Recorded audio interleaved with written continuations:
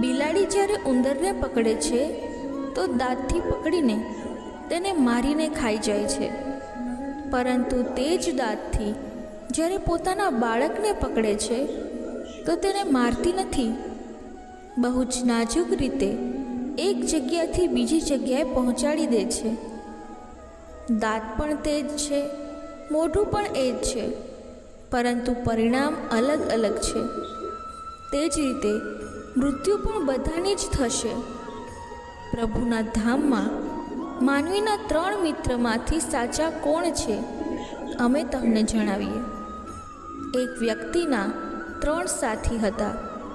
જ્યારે તે મરવા લાગ્યો તો પોતાના મિત્રોને બોલાવીને કહ્યું, હવે મારો અંતિમ સમય આવી ગયો છે. તમે લોકોએ જિંદગીભર મને સાથ આપ્યો છે,